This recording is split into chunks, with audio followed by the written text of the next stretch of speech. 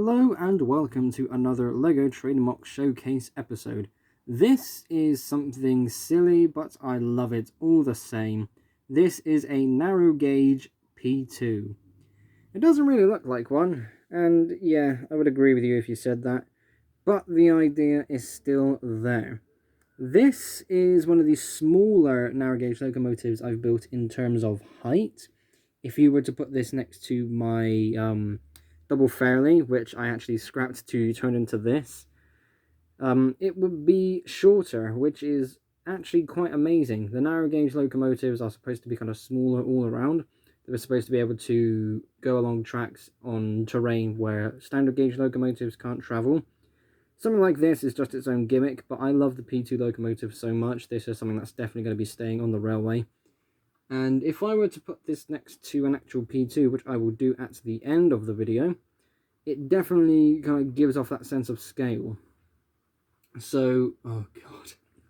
Okay, real quick, it's just started to rain, so if you do hear rain in the background, I apologise, but I can't control the weather. So let's have a look at this remarkable little locomotive. Let's focus the camera, there we go. So this is not accurate in a number of places. I said that earlier, I believe, just to say it again, just in case, because my brain doesn't work properly. We have this little thing going on at the front. It's supposed to be kind of, I don't know what that's supposed to be. Not like a snow plow or anything like that, or even a cow catcher. But it's just a design that I think I was using on... Was this the sort of thing I had on the double fairly? I don't know, I scrapped it too quickly to really remember. But, you know, it was just how I put the bricks together, so I thought, so let's just keep it like that. However, I would say that the idea of the smoke deflectors and the kind of front of the boiler is fairly accurate. The details aren't perfect because I am building at a much smaller scale. I say that, the locomotive is 6 wide, so, you know, there is that to consider. But still, at narrow gauge, you need to be no wider than 6 studs. That's at least in my opinion. If you build a narrow gauge locomotive at 10 studs, that's just stupid. Then again, can someone do that? Because that would be really cool to see. There we go, there's a challenge for you. Back to this. The face of the smoke box is a 3x3 dish piece with a 1x1 tile on the front, just to kind of hide that stud. Got some smooth slit bricks going along the side with the smoke deflectors. And I have the Constitution train chase. Did I? Yeah, I said that right. I think I'm okay. But the nameplates, as you can see, is along the side, just for the sake of giving this thing another nameplate. They are actually quite nice when it comes to stickers. I don't really like using stickers, but, you know, it's an opportunity to use it, so why not? Just before we go to the wheels, see this little pattern going along here? How many people know what this is from? All I know is that this is from a really old plane set, but I didn't really look up the details specifically. About, I don't know, a few months ago, I'd say, around the time of lockdown starting, I was making a bunch of bricklink orders, and I bought a bunch of these in any shop that had them, from the stores that I was buying from, that is, just to kind of build these up, because these are, again, these are supposed to be from a really old plane set, and these are actually supposed to represent the windows on the side of a plane. Yeah, that model must have been tiny. But for the pattern that it shows there, I think it actually looks really nice, just as its own extra detail. Some people may disagree, but these are actually some of my cleaner pieces because, again, these are really old. They're not actually level either. It looks like it's been hand-painted on instead of machine-made, which is fair because, again, these are old bricks, but then again, I don't really know the process from making bricks back then. So yeah, let me know what you think about that, because that is a really sort of a unique detail. I'll go ahead and say unique because I don't really think I've seen anybody else use older printed bricks like this. Maybe not that one in particular, but you get the idea. Now we can go to the wheels. So this is a 282. I believe this drive arrangement is called a Mikado. And this was very tricky. This almost didn't work. Now, it would have worked in a way where, if I were to put this in the same way I've done my other P2, where it's blind first, then flange, then blind, then flange. This pilot wheel would be about here. And I'm not joking when I say that. Because of the narrow gauge curve track that LEGO actually makes, this is what they look like. Yeah, that is ridiculous, but it's track pieces that exist, and you can get them on Bricklink. It takes 8 of those to make a circle, so if you want to start narrow gauge, that's a good way to get going. But in terms of using the drive wheels, I had to try and figure something out. So this is actually unbelievable. I can't believe I'm getting away with this. So this is something I didn't expect to work, and I don't think I've seen anybody else try something this small, this sort of compact. So when it comes to the drive rod itself, this is a Technic bricks that I've used for pretty much every other locomotive in the past. Now these are actually Technic rods that are 2 studs long. Now originally these would be spaced, but I'd have to use these Technic rods that are 3 studs long. But the way that the wheels have been attached to the base is actually quite genius. And again, this is the point where I thought I didn't know if I could pull this off. So there are 2x1, actually I think I'm able to show you. So there are 2x1 Technic bricks that have a hole in the middle that are used for pretty much every Lego train set, because that's what allows you to sit your wheels on. Oh, if I get that point, yeah, there we go, that works. There we go, I can do that. It's okay, I can fix it.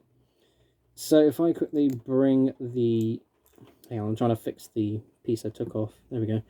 So if I go around to the front, hopefully you can see that. So what you're seeing there with the blue pin piece, that is a 2x1 Technic brick. And that is something I am using for a lot of, well, I say a lot, I mean every single Lego train basically ever made uses these.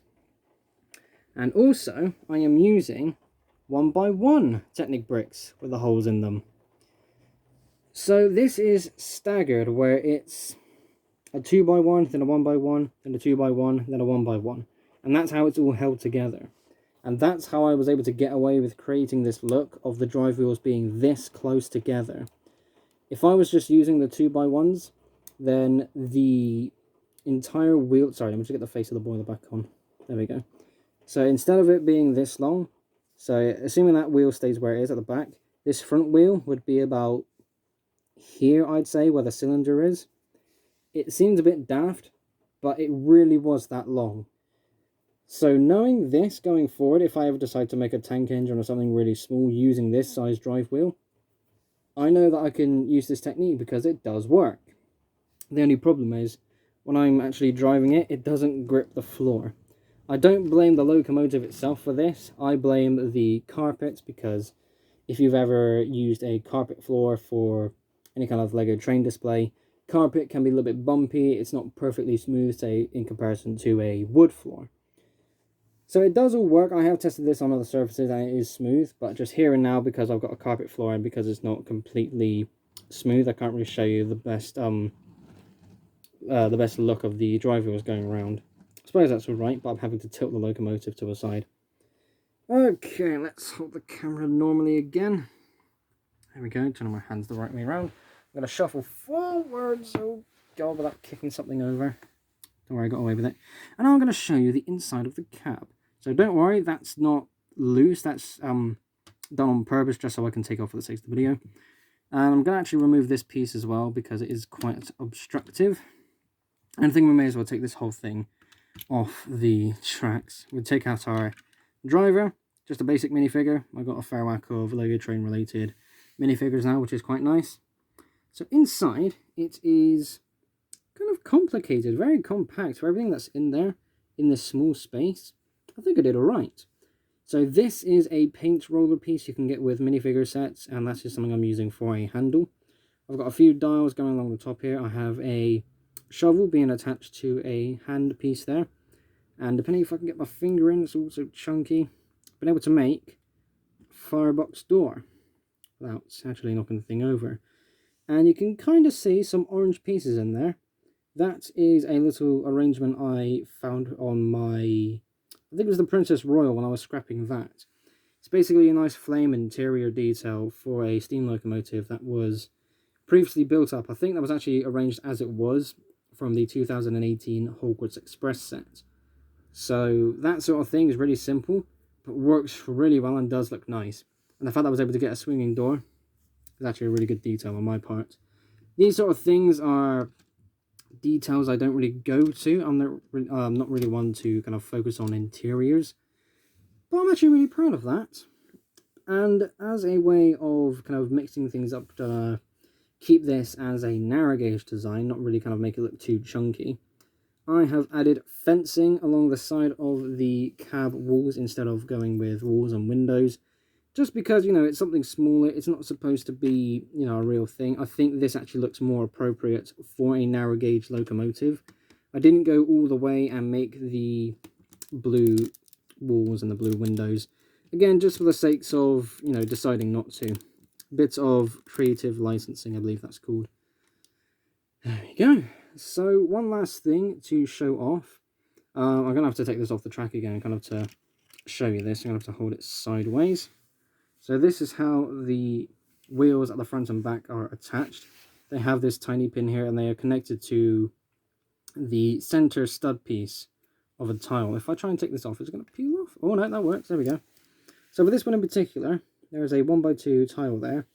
And you can see that tiny little circle piece in the middle. That's where this pin connects to. See if I can put this back on. Well, there we go. So that's sat in there and that's how it goes around. Now I've also got these 3x3 round plates here, just so the lift arm can go around the plate without any interruption. There's no collision, and when it goes around corners, obviously it'll be nice and smooth. And I suppose it's a nice, you know, use of these rounder shapes. Here at the front, it is basically the same thing, but I'm using a 2x2 tile here. So basically, this connector pin is sitting in one of these center holes here. I need to take that off because I really don't think I'll be able to get that one on. There we go. Just get that back on the tracks. And now, after 12 minutes, the tender. This should only take a minute or so because this is literally a shrunken down version of an LNER tender. It has 8 wheels because most LNER wheels have that design. I don't know any that are smaller. There might be some out there, but nothing comes to mind off the top of my head. The overall shape on top is the same, using these 1x3 slopes, these 2x1 cheese slopes, and of course a 2x2 tile to represent where the water would go into the tank. At the front it is very simple, but again this is a 6 wide build, so I can actually get a fair bit of detail in here. There is a small archway for the coal to fall through, so you can actually get up the shovel, and a small 1x2 tile sticking out there because it acts as a small locker for the crew inside the cab. There we go. That was very quick. That's a good thing. There we go. That is the LNER P2 for the narrow gauge. Before we go, let me quickly pause this without shaking the camera. Here we are. Right, I need to shuffle back that too far forward. Oh, look at this. You can definitely get a good sense of scale when comparing something that's narrow gauge to something that's standard gauge. Look at the size of the drive wheels and the wheels in general. Oh my god, that's actually really amazing. Seeing these teeny tiny wheels on the narrow gauge engine. It's so cute. You know, this is a cute little P2. You can definitely see some of the inaccuracies, like with the cab, of course. With the fence piece, I've decided to use the 1x1 Technic brick, which I'm using to represent the windows. Obviously, it's something very different on the cab of the real thing. My model maybe not might not represent that the best, but for the design I've gone with, I think that's all right.